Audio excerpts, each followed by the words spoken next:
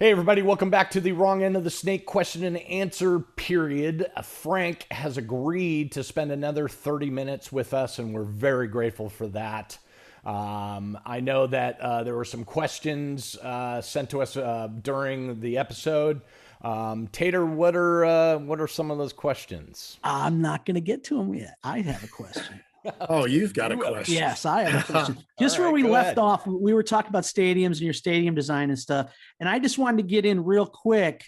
How accurate? I mean, you totally rely on somebody, third party, giving you the information of those stadiums to make your drawings. How accurate is that? Not only how accurate, because I'm sure maybe it's pretty accurate, but how hard is it to get that information? So to start with, accuracy depends on the file types. Okay. So CAD, Yep. CAD is king. CAD is where everything lives, and that is the Bible. Annotations, scale, distances are, in some cases, down to the millimeter. You're talking about a stadium in Germany; they are down to the millimeter. Yeah, they are. Japan, down to the millimeter, and Japan has some of the most difficult buildings. There's one specific arena, and you've probably been there with Bieber or Maiden, Saitama Super Arena, that has five different configurations that move like a gigantic transformer. There's five different focus files for that building. Wow. CAD is king. It's almost irrefutable unless it's been a updated blueprint. There are some places where scale drawing PDFs, theaters. The worst place would have to be SketchUp because it's an open source software. You don't know who drew it. You're guessing. I've done comparisons between something that showed up in one aiming software based on SketchUp versus the CAD file that was found later for us. They're different. They're different enough to know that not totally accurate. And of course, I can always make a mistake as well. How often do you find a system engineer, calling you after a gig and being like, "Dude, that wasn't even close. Like the CAD drawing must have been wrong," or like, do you find yourself having to update, as you go, or is it like most of the focus files remain as you've built them from the start? Oh no, a file that comes from CAD generally will stay, not an issue. It turns into a question of as built. The stage is not where it's marked on CAD. The delay towers are not where they're marked on CAD, or because I will get a proposal early on, and then where they wind up putting the PA, the delays mostly, is not the same place.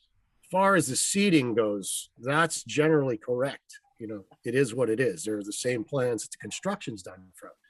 Scaled PDFs in theaters is difficult because you have, opera boxes that are on the sides. Some of it's very difficult to approximate in the software. It wants to do 2-dimensional to look at, but 3-dimensional to model it. So it's a little bit more difficult.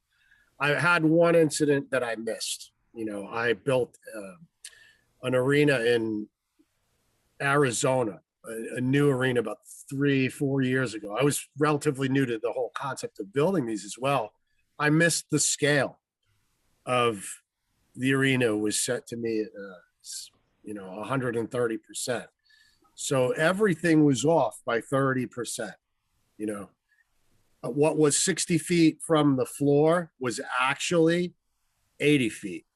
I had missed, somewhere down there. And one of this, we had one guy go through it, tell me, hey, we looked at this, we measured it, the rangefinder, you're off, and this percentage everywhere.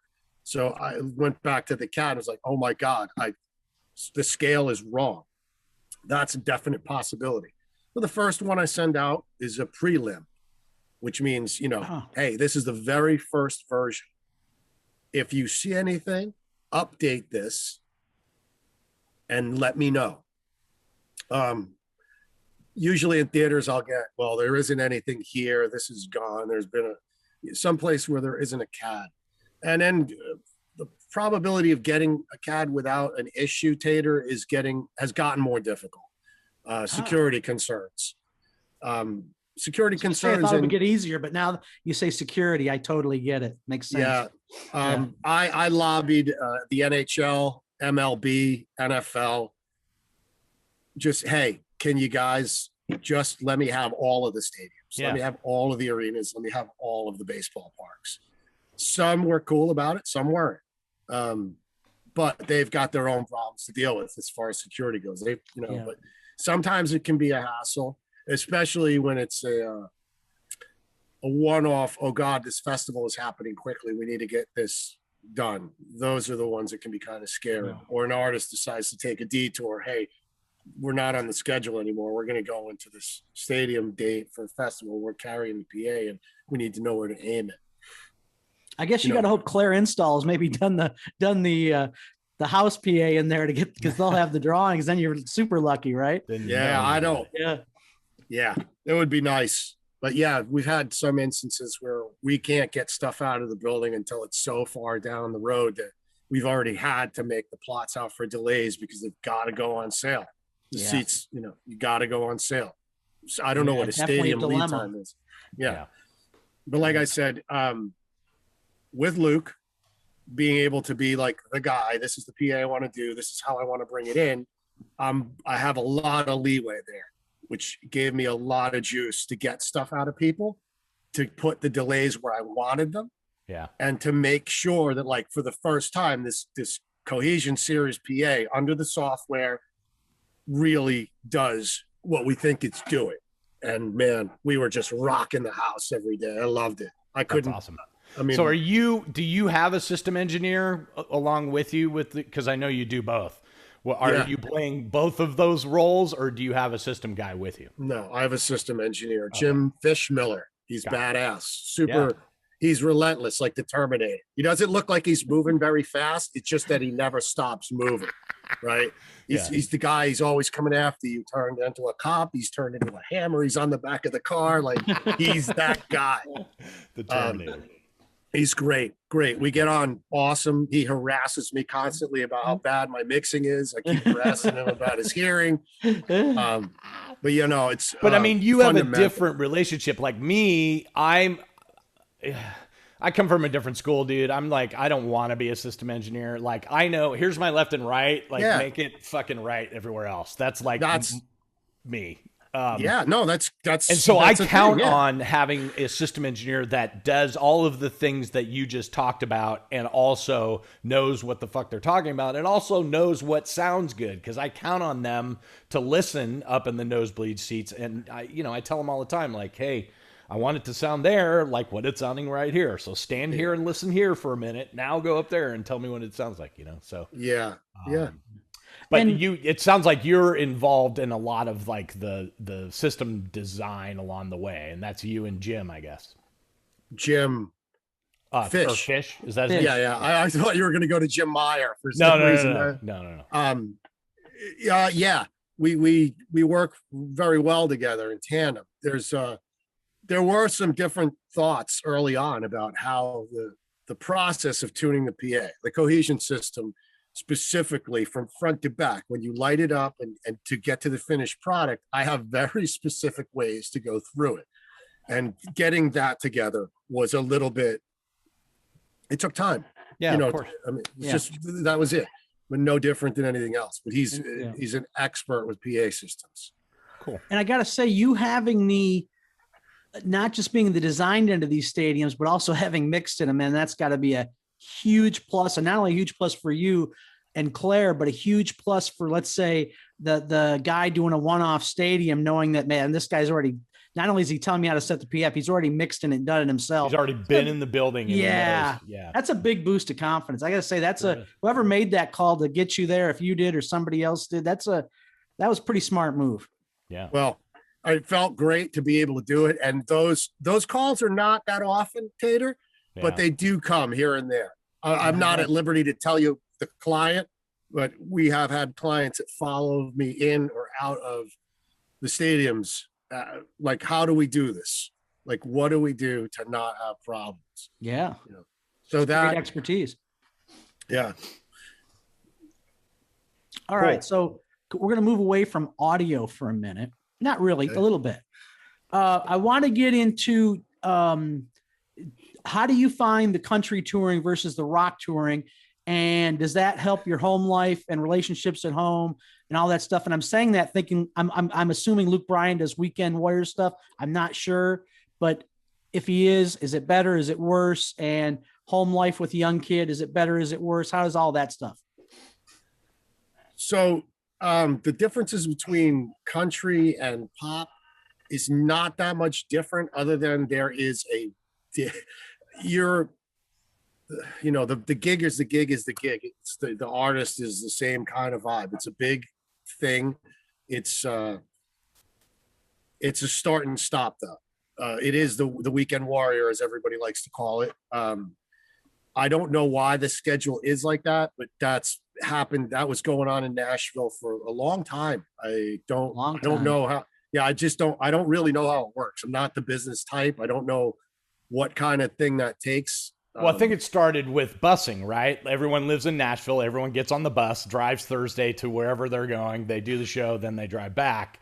That doesn't work for, artists nowadays that go further away than what can be driven in a day. But I think that's where it came from, right?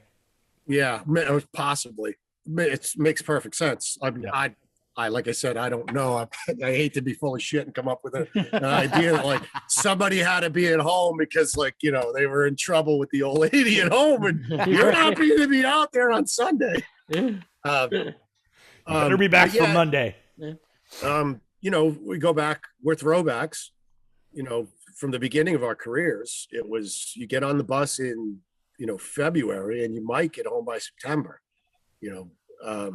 That's not how that works in Nashville. You're usually get on by Wednesday and home on Sunday morning. Thursday, Friday, Saturday gigs. And everybody gravitates for the most part out of Nashville. There are several people in my current situation that aren't from Nashville. We wind up flying to cities a lot. Spend a lot of time in airports. We just missed the bus ride on the first and last night, and it turns into an airplane ride instead. Yeah, right. But it's like living like James Bond, right? It's awesome. I don't hate, as much as I bitch about the airports and the rest of it. It isn't the airport I hate; it's the people in it. It is. It's the gate lice. Yeah, the gate lice. Oh, I wish. Get on last. Yeah, get on. You're right. That is the best advice I'd ever gotten in my career. Let all those people fight over it and just walk in like it's a private jet right at the end. Let me tell you how the look on people's faces, you can see them just crumbling when they see that empty seat next to them and they see me coming by myself. You're just like, no! It's like Hans Gruber falling from Nakatomi Tower. I don't have a sky bunk. It's hilarious. So does that help the home life, being home those 3-4 days? And is that going to help your longevity of your career? Or? It's definitely going to help longevity of the career. That's for sure. You have a happy home life, you're better off at work.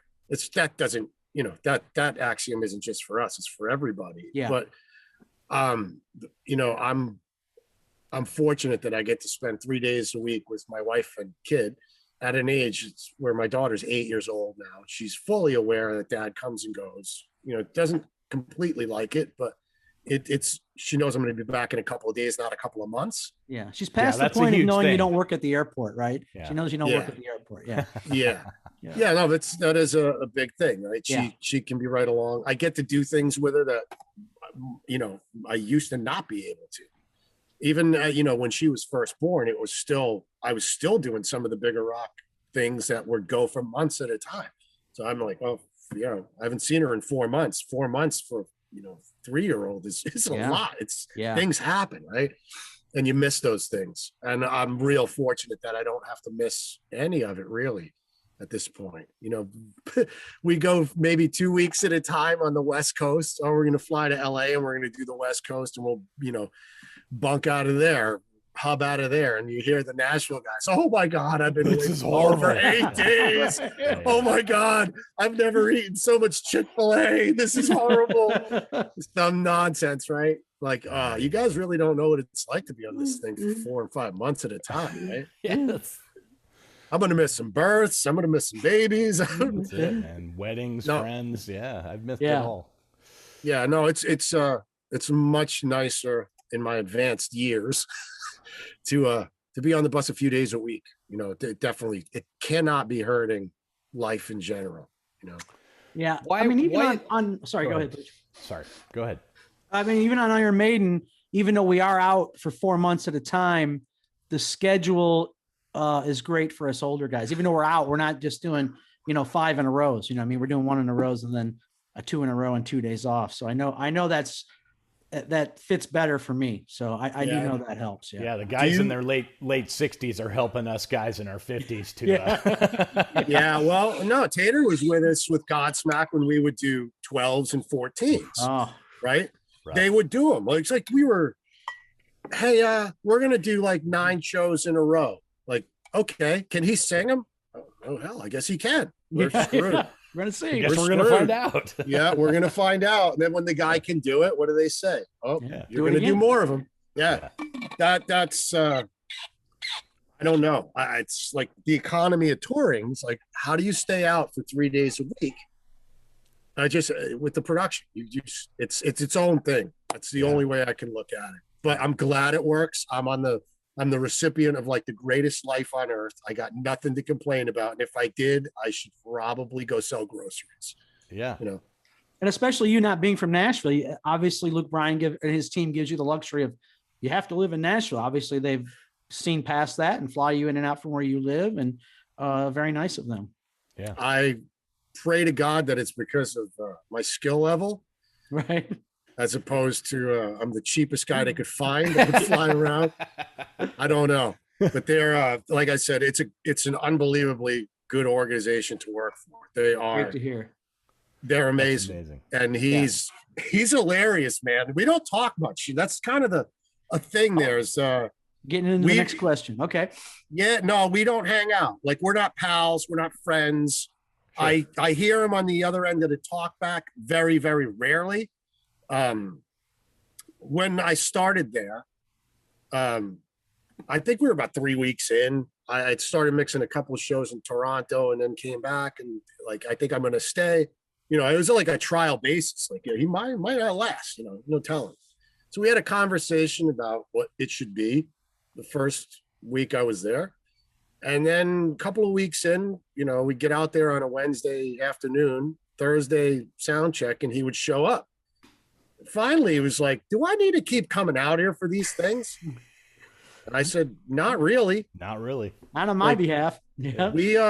These guys know the songs. We know the equipment. I don't really see a need for you to be out here unless you don't think we're doing what we need to be doing. Yeah. It's like, great. If I get my life back for a couple hours in the afternoon, that'd be awesome. If I don't never do these things again. So that was it. Like, that's great. Okay. So I don't see him. I don't see him at the show. By the time he shows up to a festival, I'm somewhere else. Like, I got other things to worry about. Then I don't know. It seems to work out. Like, I'm not probably the best guy in the world you want to talk to in general. But yeah, I think as an artist, it feels better that like the guy's confident enough to go take, 2 or 3 hours of his life back. Like, he's got all kinds of other things to do. Yeah. Press and and plus he's, an American Idol. He's got TV and all that. What do I need to do dragging him out there for what? For what?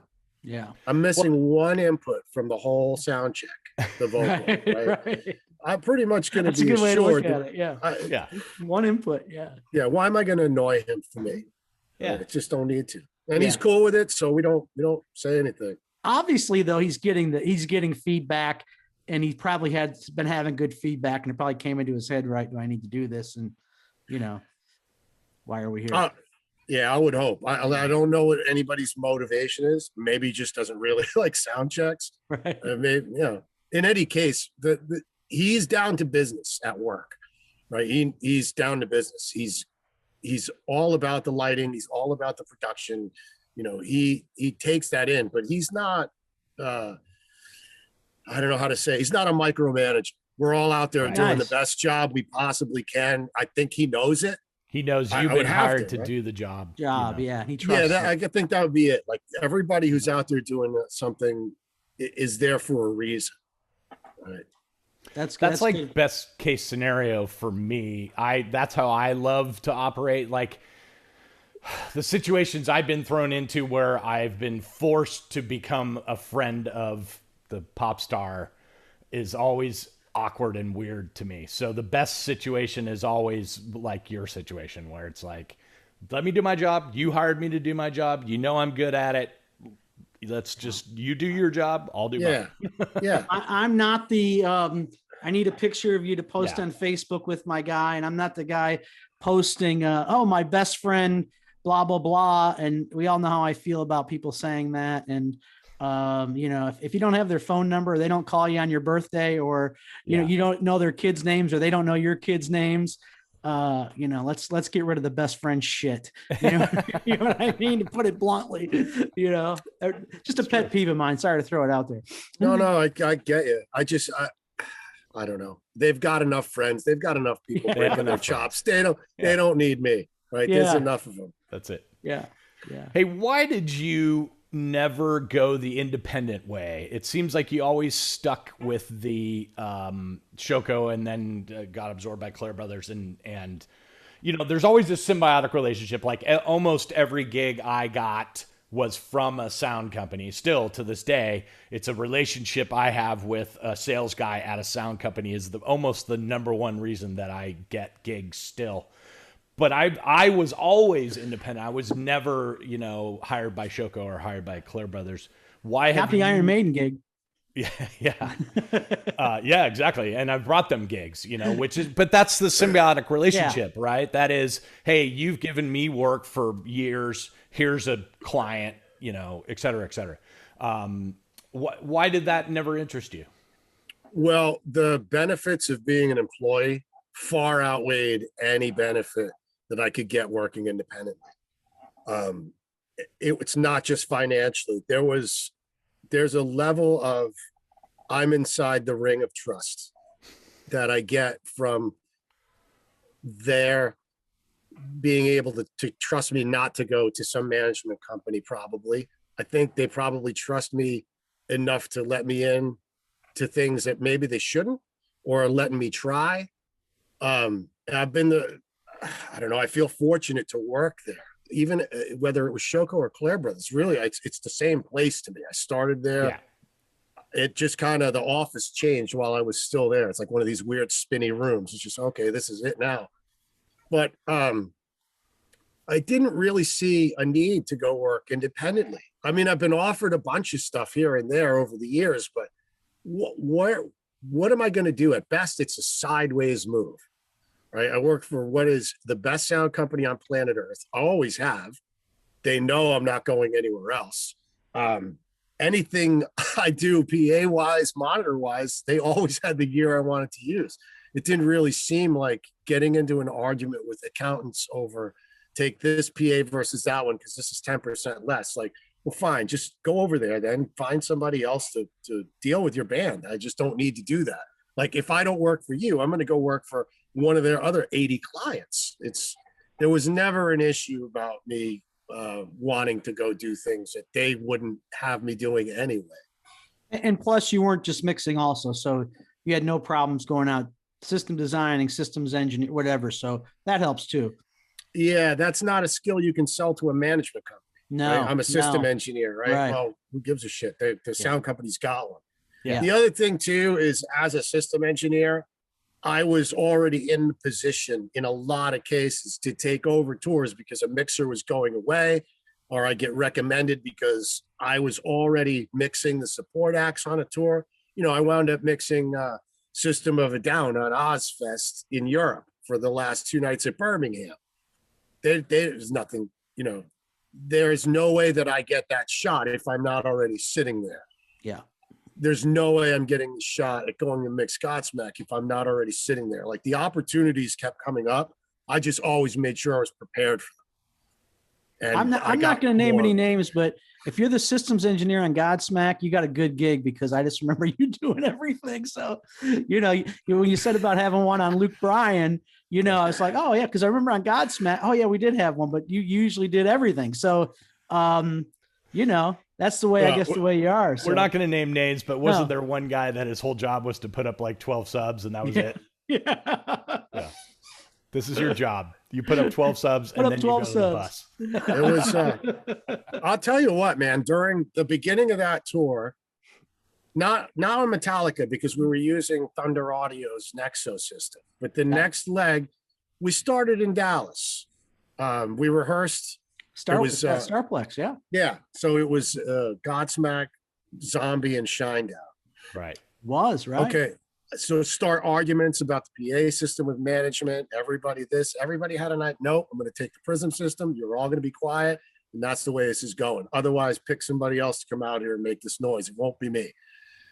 And when I got the PA up for the first time and listened to it, it was, I couldn't do anything with it. I was like, oh my God, what have I done? I don't know what I'm doing. What's happening?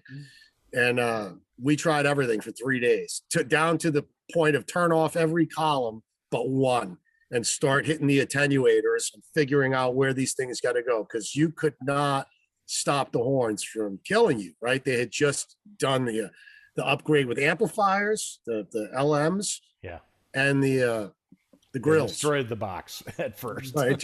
It changed, oh, the right? Grills, that's right. All of that stuff changed at once, and everybody was freaked.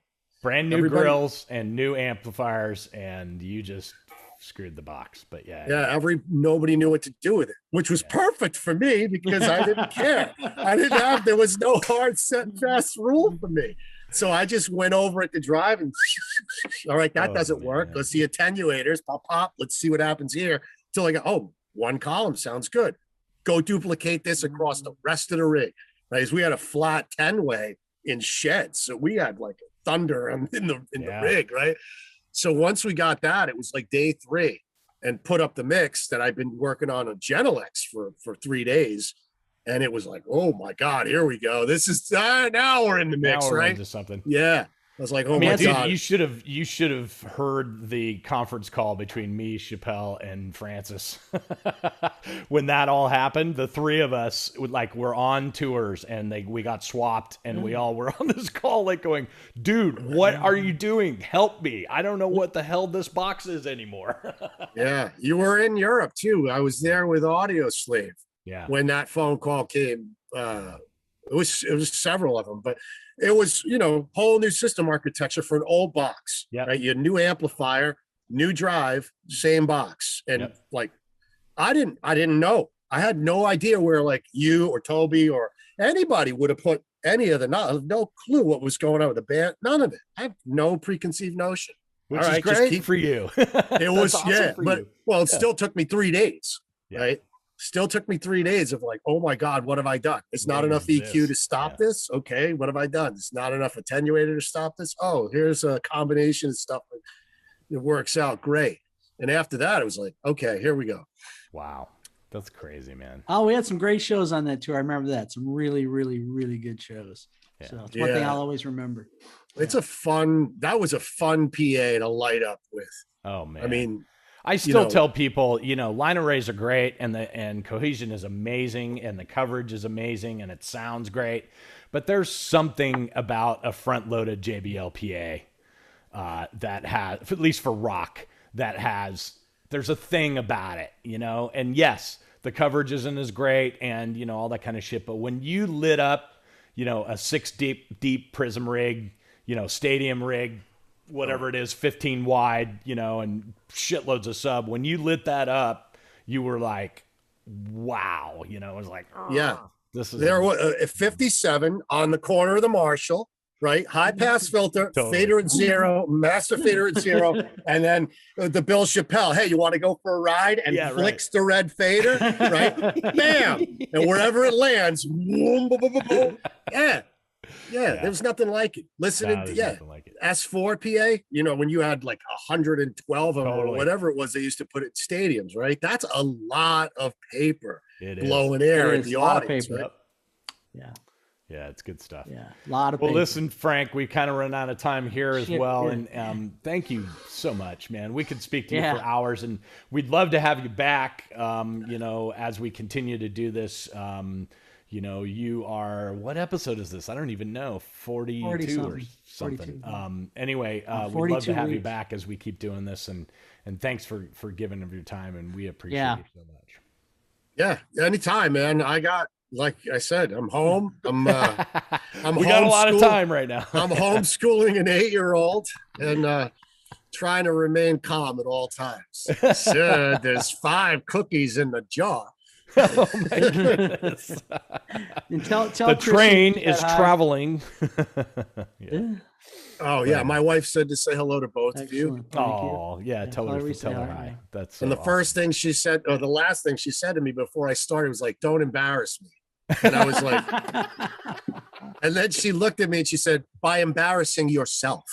You know what? While we're on this subject, I think this is very important. It's one I want to get in. Hopefully, we can get it in very quick because we're going to run out of our Zoom time. When you and Chrissy are on the same tour, I'd never seen a husband and wife team. I'm going to say, I don't know if it's the right word, behave like you two did. And did you guys sit down and discuss that first, the way you acted on the road? Or was that just something that came natural? Because I'd never seen a husband and wife team conduct business like you two did on the Godsmack tour. Well, we had a production manager early on who stressed the importance of we don't putz around out here. It's not healthy. It's not going to go well. So we didn't. We were attracted to each other, obviously, but we were not allowed to date publicly or even privately at that point. We were asked not to by production. And then the tour ended. She lived about an hour from me. So she was visiting a sick relative in a hospital near where my parents were and where I was living. So we'd see each other here and there when she would come down to visit. And that was actually how all that started. There was nothing sorted going on the road. Plus the other thing is we, at that point, like you could see that the other person is not like chasing strippers through the parking lot at 2 a.m, right? So yeah, I mean, we didn't. I just like to say, it was very professional. There was no, we've got the back lounge. It was. Oh, sweet Jesus! Like that You know what I would've mean? gone anywhere. And But you've seen it though. Oh, That's the thing is I like, lived it. You know what I mean? So I'm just saying that was, even in your little interactions with her and everything, it was so business-like and everything. I look back at that, especially when I go out with another husband and wife team. It's like, oh shit, you know what I mean? So I just like to say you might want to write a guide on that because man, it was spot on as far as the other people, being courteous to the other people in your bus, and Yeah. Do you not remember like the evening or the morning I showed up with the wine stain on my shirt, fell asleep at the console during the Godsmack tour because it was her birthday. We were up drinking wine all night long, and then all of a sudden it was like daylight. Oh my God! And the whole band knew it. Like those two had been up all night, hanging around, laughing, this and that. They're like, oh yeah, nothing going on other than like, oh, we forgot. We're just sitting there talking for hours, and the next thing we're gonna load in. Oh boy. Oh shit. They hadn't slept. Everybody was like, hey, those two were up all night long, babbling at each other like lovebirds. You might want to torture them. Sorry, speaking of that, now you brought up production manager. Who's your production manager on Luke Bryan? Gary Krosniak. Oh, it is Gary. So it's the same person. Yeah. I was going to say, is it Gary? Because he was our production manager on Godsmack. Tell him I said I haven't spoken to Gary forever. I haven't seen Gary for, I don't even know, 15 years. You guys should make it a point to call him, find him, and torture him. Yeah. I guarantee Gary's still one of those AOL guys. He's probably still on AOL. Guaranteed. So am I. Oh, Frank's an AOL guy. yeah. Dude, I still have I have the very first cell number I've ever had. It's the only one. I got one email address, or two actually. I got a work email, and the same cell number. I'm like, dude, if they're coming to get me, I don't even need to go on the grid. I'm like already there. Oh God. That's Tell amazing. Gary I said hi, man. He was on Yeah. Judas Priest with us for a while. I did a lot of stuff with him. I haven't seen him in so long. So, Yeah, tell him I said hello as well. Yeah. All right, my man. Thank you so thanks. much. Lot Thanks of for having me, memories. guys. I hope this doesn't suck, man. This is a lot of fun. No, no. Of I course had fun. not. I know. mean, Then you it didn't. Yeah. Yeah, I think you imparted a great deal of knowledge to a Yeah. bunch of guys, and so thanks for that. Yeah, so if they've got any questions, I'll be happy to answer anytime, man. cool, Fantastic. right on. That's Love it. great. Thanks, That's Frank. great. All right, Great cool, seeing man. you. All right, take care.